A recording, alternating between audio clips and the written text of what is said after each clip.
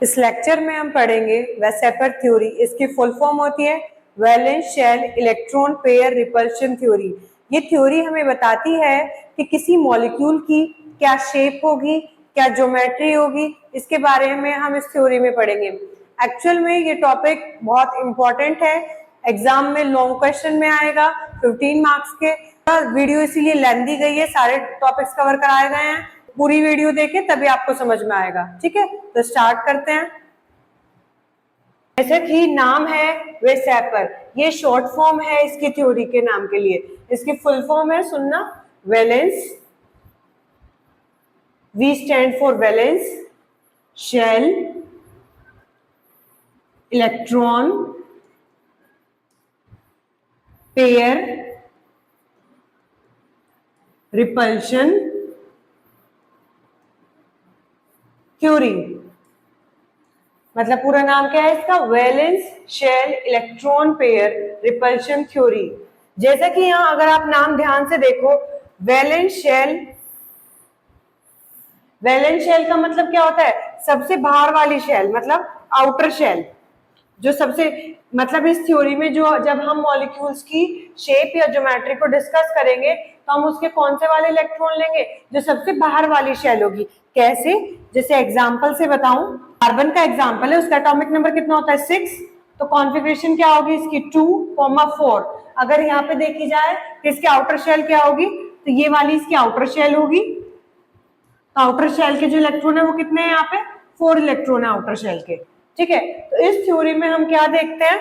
Valence shell मतलब जो सबसे बाहर वाली शेल है उसके इलेक्ट्रॉन पेयर रिपल्शन, मतलब जो वैलेंस शेल है उसके जो इलेक्ट्रॉन है उसके पेयर में रिपल्शन किस तरह से हो रहा है। ये जो इलेक्ट्रॉन पेयर होते हैं वो दो तरह के होते हैं, bond pair and lone pair. तो पहले बताती हूँ कि इलेक्ट्रॉन पेयर क्या है, कितनी तरह के हैं, पहले उन्हें पढ़ेंगे, फिर इस थ्योरी में कि आगे इनका यूज कैसे होगा, फिर उसको वन बाय वन पढ़ेंगे। तो पहले देखना इलेक्ट्रॉन पेयर, ये जो वर्ड आ रहा है वैलेंस शेल इलेक्ट्रॉन पेयर, तो जो वर्ड है इलेक्ट्रॉन पेयर इसका मतलब क्या है? वैलेंस शेल का मतलब तो समझ में आ गया कि जो इलेक्ट्रॉन लेने हैं यहाँ पे वो आपको जो सबसे बाहर वाली शेल है उसके लेने हैं। तो इसके आगे जो वर्ड है इलेक्ट्रॉन पेयर, उसका क्या मतलब है? जो यहाँ पे कहा है ना इलेक्ट्रॉन पेयर, यहाँ पे इलेक्ट्रॉन के पेयर को दो तरह से बांटा। सबसे पहले को कहा बॉन्ड पेयर और second one is lone pair. Bond pair नाम से ही पता चल रहा है जिन इलेक्ट्रॉन को यूज किया गया हो बॉन्ड बनाने में, मतलब वो वाले इलेक्ट्रॉन आउटर शेल के, वो वाले इलेक्ट्रॉन जो बॉन्ड बनाने में यूज हो रहे हो वो बॉन्ड पेयर कहलाएंगे। तो हम कह सकते हैं यूज्ड इन बॉन्डिंग। ये वाले जो पेयर होंगे इलेक्ट्रॉन के ये बॉन्डिंग में यूज हो रहे होंगे। फिर लोन पेयर मतलब लोन वर्ड अलोन जैसा, कि जो अकेला है, जो शेयरिंग में यूज ना हो रहा हो, तो इसे हम कह सकते हैं नॉट यूज्ड इन शेयरिंग।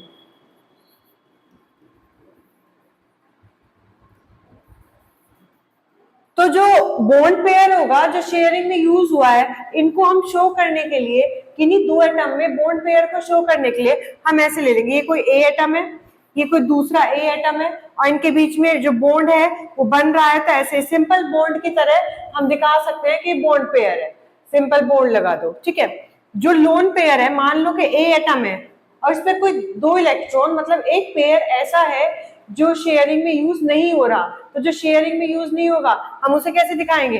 ये रहा कि यूज ही नहीं हुए हैं तो ऐसे रखे हुए दिखा दिए दो इलेक्ट्रॉन, या फिर कहीं कहीं हम इसे ऐसे भी लिख देते हैं, इस तरह से ऐसे ऑर्बिटल में दिखा देते हैं। ओके, तो जहां जहां ये इस तरह से रिप्रेजेंट हो तो आप देखते ही समझ जाना कि ये लोन पेयर है। ओके, अब और क्या आता है इस थ्योरी में? तो ये थ्योरी कहती है कि जो हमारे एटम है उसके सराउंड जो ये बॉन्ड पेयर और लोन पेयर है, ये दोनों आपस में कुछ ना कुछ रिपल्शन भी करेंगे। सीधी सी बात है, अभी मैंने कहा कि जो ये बॉन्ड पेयर और लोन पेयर है ये एक एटम के ऊपर होते हैं। एक एटम के कुछ इलेक्ट्रॉन यूज हो रहे होंगे शेयरिंग में, कुछ नहीं यूज हो रहे होंगे शेयरिंग में। तो एक एटम पे दोनों तरह के, मतलब ऐसा भी हो सकता है कि केवल बॉन्ड पेयर है और ऐसा भी हो सकता है कि कुछ बॉन्ड पेयर है और कुछ लोन पेयर है।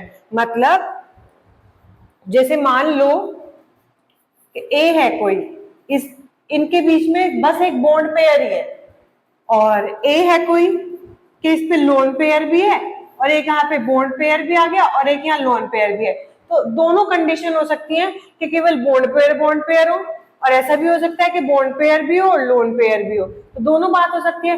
अब आप खुद सोच के देखो कि एक ही एटम के ऊपर एक जैसा है, एक दूसरा है, एक बॉन्ड पेयर है, एक लोन पेयर है। तो जैसे नॉर्मली एग्जांपल ले ले कि अगर एक ही घर में 2-3 तरह के लोगों को रखा जाए, या फिर कह दो काफी सारे लोगों को रखा जाए, तो कुछ ना कुछ पक्का उनके बीच में मिसअंडरस्टैंडिंग होगी, कुछ ना कुछ उनके बीच में लड़ाई होगी, आपस में क्या करें वो एक दूसरे से दूर भागेंगे। तो वेसेपर में भी यही बताया गया कि जो एटम के बीच में 2 तरह के होते हैं, लोन पेयर और बॉन्ड पेयर। तो जो ये लोन पेयर और बॉन्ड पेयर है, इनमें आपस में रिपल्शन होता है। सीधी सी बात है, जब एक ही एटम पे रह रहे होंगे तो कुछ ना कुछ एक दूसरे को रिपेल भी करेंगे, मतलब कुछ ना कुछ लड़ाई तो होगी उनमें आपस में। जब एक ही घर में रह रहे हैं, एक ही एटम पे रह रहे हैं, तो कुछ ना कुछ रिपल्शन तो वो करेंगे। अब बात ही आती है 3 तरह से ये रिपल्शन हो सकता है कि अब वो जो रिपल्शन है वो लोन पेयर के बीच में है, या फिर वो एक लोन पेयर एक बॉन्ड पेयर के बीच में है, या फिर वो दोनों बॉन्ड पेयर के बीच में है। रह तो ये 2 ही रहे हैं उस घर में। अब 2 ही कैसे लड़ सकते हैं आपस में कि जो 2 सेम वाले हैं, लोन पेयर वो लड़ रहे हो, या फिर जो 2 बॉन्ड पेयर वाले हैं वो 2 आपस में लड़ रहे हो। लड़ने से क्या मतलब है, रिपल्शन कर रहे हो। या फिर एक जैसा एक लोन पेयर और एक बॉन्ड पेयर लड़ रहा हो, ठीक है, ऐसा हो सकता है। अब ये कुछ ना कुछ आपस में रिपल्शन करेंगे। जब एक ही एटम के सराउंड है तो आपस में कुछ ना कुछ तो एक दूसरे से रिपल्शन करेंगे। और सीधी सी बात है भी, अगर साइंस के पॉइंट ऑफ व्यू से भी आप समझो कि कुछ इलेक्ट्रॉन यहाँ है, चाहे वो लोन पेयर की फॉर्म में है चाहे वो बॉन्ड पेयर की, और कुछ इलेक्ट्रॉन यहाँ है बॉन्ड पेयर की फॉर्म में, तो यहाँ भी इलेक्ट्रॉन है और यहाँ भी इलेक्ट्रॉन है तो दोनों इलेक्ट्रॉन ही, बस फॉर्म ही तो बदल गई है, एक शेयर हुआ है और एक नहीं हुआ। तो दोनों जगह हमारे पास क्या इलेक्ट्रॉन है, और दोनों पे क्या है, सेम चार्ज है। इलेक्ट्रॉन पे नेगेटिव चार्ज होता है, तो नेगेटिव चार्ज दूसरे नेगेटिव चार्ज को रिपेल तो करेगा ही। तो वही बताया गया है कि लोन पेयर या फिर बॉन्ड पेयर या फिर लोन पेयर बॉन्ड पेयर, कोई से भी हो, आपस में रिपल्शन जरूर करेंगे। अब फिर बात आती है रिपल्शन किन के बीच में ज्यादा होगा, किन के बीच में कम होगा, ये भी तो हमें देखना पड़ेगा। तो वो देखते हैं।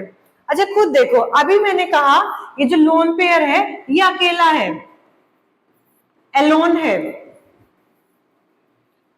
सीधी सी बात है, अकेला है तो क्या होगा, इसका दिमाग इधर उधर चलेगा, फ्री है इसका माइंड, तो क्या होगा, इधर उधर ही तो सर मारेगा। जब इसका माइंड फ्री है तो जो हम कह सकते हैं इसे सबसे ज्यादा लड़ाई करनी होगी, इसके पास और तो कुछ काम नहीं है, तो इसे सबसे ज्यादा लड़ाई करनी होगी। तो क्या करेगा, ये जो लोन पेयर वाले हैं वो सबसे ज्यादा रिपल्शन करते हैं। कैसे, ये भी अकेला लोन पेयर है, ये भी अकेला वो भी लोन पेयर है, तो जब दोनों अकेले अकेले वाले हैं, दोनों पे और तो कुछ काम है नहीं, तो क्या है, वो सबसे ज्यादा लड़ेंगे। तो हम कह सकते हैं कि जो लोन पेयर वाले जो है इलेक्ट्रॉन पेयर, उनके बीच में जो रिपल्शन होता है वो सबसे ज्यादा होता है। तो यहाँ पे अगर इन्हें ऑर्डर लगाऊं रिपल्शन का, तो जो लोन पेयर वाला है इनका रिपल्शन सबसे ज्यादा। बिल्कुल आसान लैंग्वेज में याद करो, लोन पेयर है, अकेला है, तो क्या करेगा, इधर उधर सर मारेगा, सबसे लड़ता फिरेगा, तो ये क्या, इनके बीच में रिपल्शन सबसे ज्यादा है। ठीक है, फिर नेक्स्ट आता है, अब एक लोन पेयर है एक बॉन्ड पेयर है। ठीक है, एक लोन पेयर वो जो खाली रहता है पूरे टाइम, एक बॉन्ड पेयर वो जिसके पास बहुत कामों से तो दूसरों से शेयरिंग भी करनी है। एक खाली है वो तो बहुत ज्यादा लड़ेगा, एक बॉन्ड पेयर है वो थोड़ा कोशिश करेगा, भाई मेरे पास टाइम नहीं है मैं ना लड़ूं, तो क्या होगा, और ये तो लड़ रहा है, ये कितना भी बचा ले, तो क्या होगा, इनसे तो कम होगा, इनके बीच में जो लड़ाई होगी रिपल्शन होगा, इनके कंपैरिजन में तो कम होगा। पर ये जो दोनों काम करने वाले हैं वो तो बेचारे बहुत ही कम आपस में आर्ग्यू करेंगे, इनसे ज्यादा होगा। तो यहाँ पे हम कह सकते हैं कि जो लोन पेयर और बॉन्ड पेयर हैं, इनके बीच में जो रिपल्शन होता है वो लोन पेयर वालों से तो कम होगा, बट जो बॉन्ड पेयर वाले हैं बेचारे दोनों बिजी हैं शेयरिंग करने में इलेक्ट्रॉन को, तो उनके पास तो लड़ने का टाइम नहीं है, कभी एक आधी बात पे लड़ाई होगी तो बात अलग है, उन्हें इधर उधर सर नहीं मारना। तो उनके पास क्या है कि जो बॉन्ड पेयर है, इनके बीच में रिपल्शन सबसे कम होगा। सबको इस एग्जाम्पल की हेल्प से तो समझ में आ ही गया होगा, ठीक है। तो ये रिपल्शन का ऑर्डर आपको ध्यान रखना है। ये जब हम इसके पोस्टुलेट्स पढ़ेंगे वेसेपर थ्योरी के, ये उसमें भी एक पॉइंट ही है, एक पोस्टुलेट ही है वेसेपर की थ्योरी का। इतना समझ में आ गया होगा। आगे पढ़ते हैं कि जब ये रिपल्शन कर रहे हैं तो ये तो गड़बड़ की बात है कि अगर एक सेंट्रल एटम है, जैसे ए ही है, ये मान लो, अभी आगे देखो, जैसे ए है कोई, ये सेंट्रल एटम है और इसके सराउंड एक तो बॉन्ड पेयर है, ये रहा, और एक लोन पेयर है, ये रहा, ठीक है। तो जो सेंट्रल एटम है इसके सराउंड ये एक लोन पेयर हो गया, ये बॉन्ड पेयर, मैंने बस ऐसे दिखाया, अभी कहीं भी दिखा दिया। ये क्या है इसका लोन पेयर, ये क्या है इसका शॉर्ट में लिख देती हूँ बॉन्ड पेयर, ये एलपी। तो सेंट्रल एटम के सराउंड कुछ लोन पेयर है, कुछ बॉन्ड पेयर है। अभी मैंने बता दिया वो रिपल्शन भी करेंगे, लड़ाई भी करेंगे। तो जो सेंट्रल एटम है वो यहाँ पेरेंट्स की तरह काम करेगा कि अगर कोई दो आपस में लड़ रहे हैं तो पेरेंट्स का क्या काम होगा, या तो उन्हें अलग अलग रूम में बिठा दे कि भाई लड़ो मत, दूर बैठ जाओ, ठीक है। कुछ तो वो तरीके अपनाएंगे कि ताकि वो उनकी लड़ाई बंद करा दे। तो उसी तरह से जो ये सेंट्रल एटम है, जब इनको अरेंज किया जाता है लोन पेयर और बॉन्ड पेयर को, तो जो ये सेंट्रल एटम है ये कोशिश करेगा कि जो लोन पेयर और बॉन्ड पेयर हैं, या फिर जो बॉन्ड पेयर हैं जिनके बीच में आप कह सकते हैं रिपल्शन हो रहा है, इनको सबसे दूर दूर रखा जाए। जब दूर दूर है ना ये आपस में मिलेंगे ना ये रिपल्शन करेंगे, ठीक है। तो जब भी हम शेप पढ़ते हैं मॉलिक्यूल्स की, तो उसमें जब हम इन लोन पेयर्स और बॉन्ड पेयर्स को अरेंज करते हैं, तो अरेंज करते टाइम पे जो सबसे मेन बात देखी जाती है वो यही देखी जाती है कि जो ये इलेक्ट्रॉन पेयर्स हैं, चाहे वो लोन पेयर है चाहे वो बॉन्ड पेयर है, इनको इस तरह से रखा जाए स्पेस में कि इनके बीच में मिनिमम रिपल्शन हो, मतलब बहुत कम लड़ाई हो। और जब हमें बहुत कम लड़ाई करानी है इनके बीच में, सीधी सी बात है उन्हें दूर दूर रखो। तो जिनके बीच में सबसे ज्यादा लड़ाई होती होगी, रिपल्शन होता होगा, उनको तो सबसे ज्यादा ही दूर रखो ताकि वो आपस में मिले ना।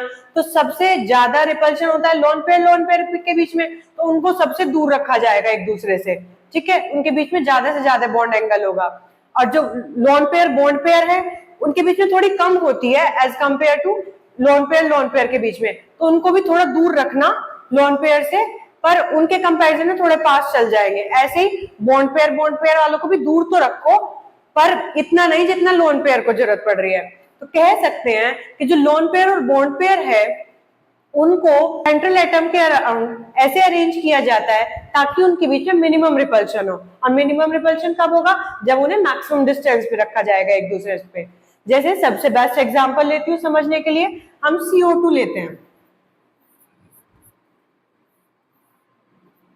कार्बन का एटॉमिक नंबर क्या होता है विद 6, तो इसकी कॉन्फ़िगरेशन क्या हो जाएगी 2 4। मैं ऐसा क्यों कर रही हूँ, क्योंकि अभी शुरू में बताया आउटर शेल इलेक्ट्रॉन, मैं वेसेपर पे तो जब जाऊंगी जब आउटर शेल इलेक्ट्रॉन निकाल चुकी होंगी।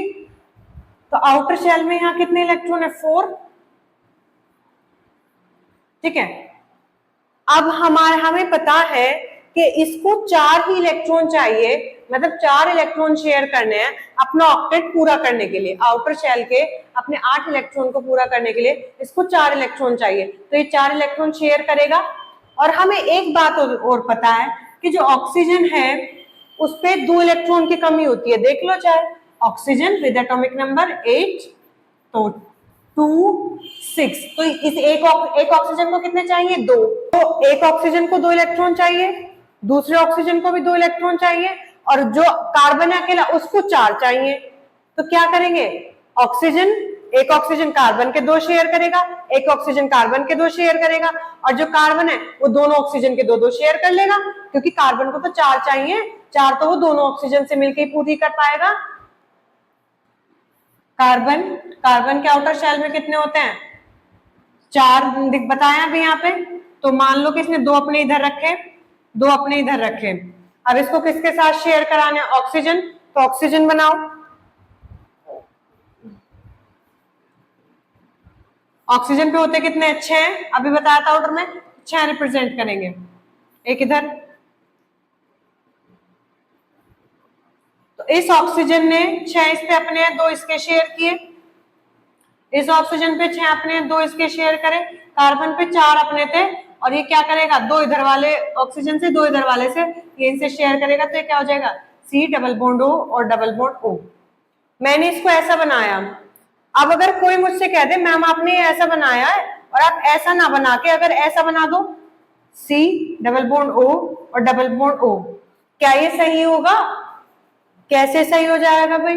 अभी मैंने बताया कि जो बॉन्ड पेयर है या फिर जो लोन पेयर है, लोन पेयर तो यहाँ पे कार्बन पे कोई है ही नहीं, तो हमें क्या देखना होगा? बस बॉन्ड पेयर ही बॉन्ड पेयर है कार्बन के सराउंड, कि जो बॉन्ड पेयर है उनको जितना दूर से दूर रख सको उतना रखना। तो आपने तो ये यहाँ पे इतना पास पास रख दिए हैं, तो ये तो सबसे ज्यादा रिपल्शन कर लेंगे यहाँ पे। जब आपके पास स्पेस है इसको इधर रखने का, तो इधर रखो ना। इसलिए मैंने इस कार्बन पे एक ऑक्सीजन इधर रखा है, एक ऑक्सीजन इधर रखा है, इससे ज्यादा तो मैं इन्हें दूर रख ही नहीं सकती इस कार्बन के सराउंड, ठीक है। तो यहाँ पे ये जो एंगल, कितने एंगल पे रखा है मैंने इन्हें? 180 डिग्री के, और इतना दूर दूर रखा है स्पेस में, ताकि इनके बीच में जो रिपल्शन है वो बिल्कुल कम रहे, ठीक है। सभी को समझ आ गया होगा कि इस थ्योरी का जो पॉइंट ऑफ व्यू है वो क्या है? क्या हमें बॉन्ड पेयर और लोन पेयर को स्पेस में ऐसे अरेंज करना है ताकि उनके बीच में मिनिमम रिपल्शन हो। और मिनिमम रिपल्शन कब होगा? जब उन्हें एक दूसरे से दूर दूर रखा जाए, ठीक है। तो अब इसके पोस्टुलेट्स हम पढ़ना स्टार्ट करेंगे थ्योरी, और इसमें जो शेप आएगी मैं 1 बाय 1 उनको साथ साथ एक्सप्लेन करते चलूंगी कि अगर CO2 है उसकी लीनियर शेप है, देखो बिल्कुल लाइन में है ना, तो इस शेप को हम बोलते हैं लीनियर शेप। तो कि CO2 है उसकी लीनियर शेप है, तो वो क्यों है, कैसे आई है, ऐसे सब, जैसे मैंने इसका भी हमने हिसाब लगाया है ना कि ऐसा ही क्यों बना, तो सबको हम 1 बाय 1 बताते चलेंगे कि इसकी जो अगर ये शेप है तो ऐसी ही क्यों है। ओके, तो देखना स्टार्ट करते हैं। फुल फॉर्म क्या हो गई है इसकी? Valence shell electron pair repulsion theory. बता चुकी हूँ, predict the shape and geometry of molecule which may और may not obey the octet rule. जो मॉलिक्यूल्स ऑक्टेट रूल को मे भी फॉलो करते हो या फिर ना करते हो, उन सब की हम शेप और ज्योमेट्री इसकी हेल्प से बता पाएंगे। But have only single bonds. This theory is based on the fact that in polyatomic molecule the direction of the bonds around central atom depend upon the, ये ध्यान रखनी है, depend upon the total number of electron pairs, bracket में लिखा है bond pairs and lone pairs in the last shell। जो geometry या shape है मॉलिक्यूल्स की वो केवल किस बात पर डिपेंड करती है कि जो आउटर शेल में कितने बॉन्ड पेयर या लोन पेयर एग्जिस्ट करते हैं। ये लाइन सबसे इंपॉर्टेंट है। The electron pair place themselves as far apart as possible। जो इलेक्ट्रॉन पेयर है वो अपने आप को काफी दूर रखेंगे, ताकि क्यों रखेंगे वो दूर? ताकि वो लड़े ना, रिपल्शन ना हो, ठीक है। In space so minimum repulsion between them and maximum stability develop in molecule. दूर दूर रखेंगे, मिनिमम रिपल्शन होगा, नो लड़ाई तो मैक्सिमम स्टेबिलिटी। ओके, तो इसके पोस्टुलेट्स अब हम 1 बाय 1 देखते हैं थ्योरी के। अब इतना समझने के बाद आपको पोस्टुलेट्स आसानी से समझ आ जाएंगे। थोड़ा सा शेप में आएगा, अभी शेप को हम बताते चलेंगे कि अगर मॉलिक्यूल दे दे, आपको शेप याद है सारी कि 2 बॉन्ड पेयर है तो क्या शेप हो गया। अगर आपको शेप सब याद है तो आपको कोई सा भी मॉलिक्यूल दे दे, कोई सा भी, आपको खुद निकालना आ जाएगा। अभी निकालना बताऊंगी। The geometry and shape of the molecules depend upon the number of electron pair। जो किसी भी मॉलिक्यूल की ज्योमेट्री या शेप है वो किस पे डिपेंड करती है? जो इलेक्ट्रॉन पेयर है, कौन कौन से, बॉन्डिंग और नॉन बॉन्डिंग। नॉन बॉन्डिंग मतलब lone pair. In valence shell of central atom, central atom की वैलेंस शेल के लोन पेयर और बॉन्ड पेयर वाले इलेक्ट्रॉन देखने हैं। In order to minimize repulsion, these electron pair tends to occupy such position in space where the distance between them is maximum। मतलब जो electron pair है, bond pair और lone pair वाले, उनको space में ऐसे रखना है ताकि उनके बीच में मिनिमम रिपल्शन हो। और वो मिनिमम रिपल्शन कब होगा? जब उनको मैक्सिमम डिस्टेंस पे रखा जाएगा। ओके, तो ये बताया maximum distance. The repulsive interaction between lone pair are different from those of two bond pair और between lone pair and bond pair।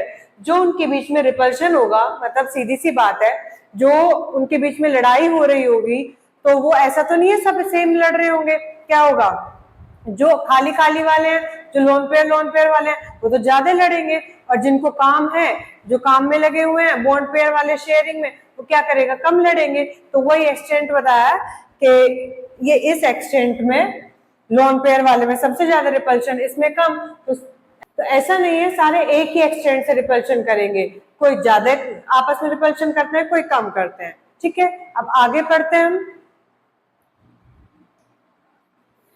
अब हम इसमें आगे देखेंगे, अगर कोई सेंट्रल एटम ऐसा है जिसके सराउंड लोन पेयर तो कोई भी नहीं है, जो भी है सब बॉन्ड पेयर है, ठीक है, तो उनकी क्या शेप होगी, क्या ज्योमेट्री होगी, ये हम पढ़ेंगे। Okay, when all electron pairs around central atom are bonded pair only and केवल अगर सेंट्रल एटम के सराउंड बॉन्डेड पेयर है केवल, and surrounding atoms are similar, then the molecules tend to possess regular geometry। अगर ऐसा molecule है जिसके surrounding के एटम सारे सिमिलर है, जैसे अब मैंने आपको जो पीछे एग्जांपल बताया था CO2 वाला, इसके सराउंडिंग के दोनों एटम सेम थे ना, ऐसा हो, और इस पे कार्बन पे कोई लोन पेयर भी नहीं था, तो अगर ये दो कंडीशन फुल हो रही है, तो इस तरह के जो एटम ज्योमेट्री बनाएंगे वो रेगुलर ज्योमेट्री होगी। ओके, अब हम आगे देखते हैं कि अगर दो बॉन्ड पेयर है तो क्या ज्योमेट्री रहेगी, अगर दो से ज्यादा बॉन्ड पेयर है, तीन बॉन्ड पेयर है तो क्या रहेगी। तो इसको पढ़ना स्टार्ट करते हैं। यहाँ पे लिखा है नंबर ऑफ बॉन्ड पेयर, ये रिप्रेजेंट करता है कि सेंट्रल एटम के सराउंड कितने बॉन्ड पेयर है। दो बॉन्ड पेयर है तो तब क्या शेप होगी, और तीन बॉन्ड पेयर है तो वो कैसे अरेंज होंगे और क्या शेप होगी, क्या उनके बीच में बॉन्ड एंगल होगा। चार बॉन्ड पेयर, पांच बॉन्ड पेयर, छह बॉन्ड पेयर, इनको वन बाय वन अब शेप देखेंगे। एक्चुअल में क्या है, इसको ना आपको शेप को तो ऐसे ही ध्यान रखना पड़ेगा, बनेंगी कैसे ये इसको आपको ध्यान रखना पड़ेगा, नाम ध्यान रखने पड़ेंगे और एंगल करने पड़ेंगे। पर जब आपको ये आ जाएगा तो कोई सा भी एग्जाम्पल दे दे, उसका शेप का हिसाब लगाना वो मैं आपको समझा दूंगी। जैसे यहाँ मुझे दिया है BeCl2, मैं अभी ये नहीं कह रही कि BeCl2 की लीनियर है, हम तो खुद चेक करेंगे कि लीनियर कैसे है। या देखो एग्जाम्पल BeCl2, तो सेंट्रल एटम कौन है यहाँ, सेंट्रल एटम कौन है हमारे पास, बेरिलियम। इसका एटॉमिक नंबर क्या होता है 4, तो इसकी कॉन्फ़िगरेशन आ जाएगी 2,2। तो आउटर शेल में कितने इलेक्ट्रॉन है 2, तो हम बेरिलियम पे क्या करेंगे, इन दो इलेक्ट्रॉन को रिप्रेजेंट करेंगे। और जो क्लोरीन है, क्लोरीन कितने इलेक्ट्रॉन लेता है, एक इलेक्ट्रॉन को शेयर करेगा अपने 8 इलेक्ट्रॉन पूरा करने के लिए, क्योंकि क्लोरीन की क्या होती है कॉन्फ़िगरेशन 17, इसका एटॉमिक नंबर होगा तो 287। तो आउटर शेल में 7 है, केवल एक शेयर करेगा अपने 8 पूरे करने के लिए। तो हमें क्लोरीन पता है कि सिंगल बॉन्ड से जुड़ेगा क्योंकि उसे केवल एक इलेक्ट्रॉन चाहिए, और दो क्लोरीन है तो दो क्लोरीन सिंगल बॉन्ड से जुड़ेंगे, तो दो तरफ तो आपके पास क्या आएंगे बॉन्ड पेयर। तो बेरिलियम के हम इसी तरह से दो इलेक्ट्रॉन, एक इलेक्ट्रॉन इधर और इलेक्ट्रॉन मैंने इधर दिखा दिया। अब आएगा क्लोरीन को रिप्रेजेंट करना, तो एक क्लोरीन को आप इधर रिप्रेजेंट करो, उसके आउटर में कितने होते हैं 7, तो 7 इस पे रिप्रेजेंट करो। इधर एक क्लोरीन करो, उसके आउटर शेल में फिर से 7, इसने इसके शेयर किए, ये वही इलेक्ट्रॉन डॉट स्ट्रक्चर। तो इससे मुझे ये पता चल गया कि बेरिलियम पे एक बॉन्ड पेयर इधर आया, एक बॉन्ड पेयर इधर आया, लोन पेयर तो कोई भी नहीं है, खुद देख लो कोई भी लोन पेयर नहीं आया। तो हम इस शेप को बनाते ही खुद कह देंगे कि इसकी वो वाली शेप होगी जिसमें लोन पेयर कोई नहीं होते और दो बॉन्ड पेयर होते हैं। तो यहाँ से देखो जरा, दो बॉन्ड पेयर वाली विदाउट लोन पेयर, उस शेप का नाम क्या होता है लीनियर, और मतलब तो इनकी शेप क्या हो जाएगी यहाँ पे लीनियर, और जो बॉन्ड एंगल होगा वो क्या होगा 180 डिग्री। ठीक है, मैक्सिमम डिस्टेंस पे रखना, जो हमने CO2 के लिए पढ़ा था। जैसे BeCl3 देखो,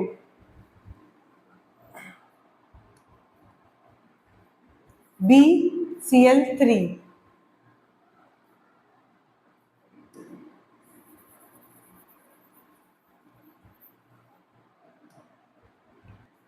वही यहाँ पे Cl तो एक एक शेयर करेगा, तो बोरोन को देखना क्या होता है, इसका एटॉमिक नंबर 5, तो कॉन्फ़िगरेशन क्या हो जाएगी 2,3, और इसके आउटर शेल में कितने इलेक्ट्रॉन है 3, तो हम इस बोरोन पे क्या करेंगे 3 ही इलेक्ट्रॉन शेयर दिखाएंगे। और क्लोरीन क्या है, क्लोरीन को एक एक ही है शेयर करना है, तो क्योंकि क्लोरीन को एक एक ही शेयर करना है तो इसलिए हमने तीनों इलेक्ट्रॉन अलग अलग दिखाए।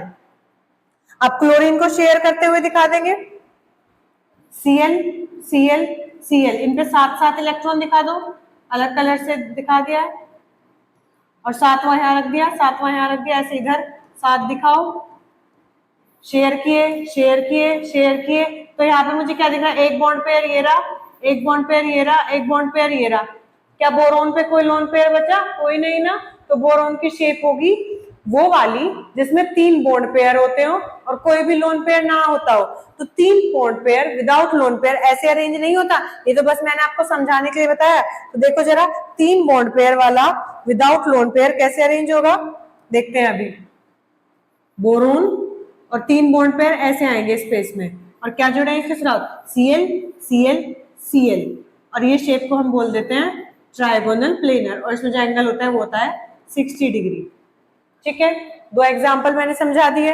ये रहा 3 बॉन्ड पेयर वाला, ये शेप होगी इसकी trigonal planar 60 degree angle, example BCl3 बना के दिखा दिया।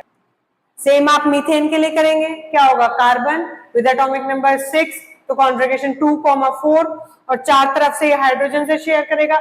तो इसमें क्या होगा, जब एक एक इलेक्ट्रॉन रखेंगे कोई लोन पेयर तो होगा नहीं, 4 इलेक्ट्रॉन है, चारों को ही हाइड्रोजन शेयर कर लेगा, तो कोई लोन पेयर तो होगा नहीं, तो लोन पेयर तो रिप्रेजेंट करना नहीं है, 4 बॉन्ड पेयर रिप्रेजेंट करने हैं। तो 4 बॉन्ड पेयर को रिप्रेजेंट करने के लिए ये शेप होती है, इसको बोलते हैं टेट्राहेड्रल शेप।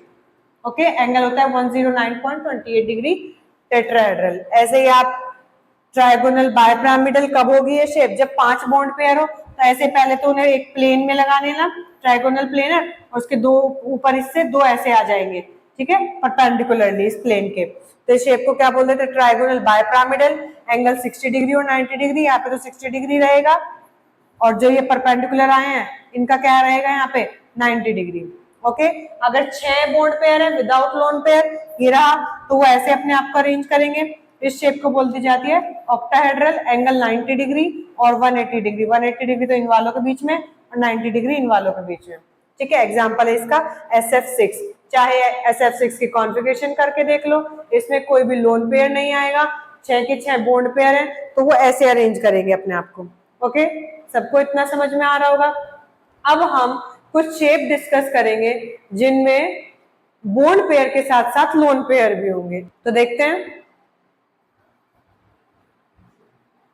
ये यहाँ पे देखो, A तो सेंट्रल एटम को रिप्रेजेंट कर रहा है, B किसे रिप्रेजेंट कर रहा है, 2 बॉन्ड पेयर को, और जो L है वो एक लोन पेयर को रिप्रेजेंट कर रहा है। तो ये शेप बनी है कोई सेंट्रल एटम की जिसके सराउंड 2 बॉन्ड पेयर है, एक लोन पेयर है, इसको हम क्या बोलते हैं, बैंड शेप, इसका एग्जांपल है SO2। ठीक है, नेक्स्ट है सेंट्रल एटम, 3 बॉन्ड पेयर, एक लोन पेयर, इसका एग्जांपल NH3। अच्छा, इसको डिस्कस करते हैं। जैसे एग्जांपल देखो, ये इंपॉर्टेंट भी है, NH3 एग्जाम में पूछा जाता है कि बताओ NH3 की वेसेपर से क्या शेप होगी, तो इसको चलो डिस्कस करते हैं।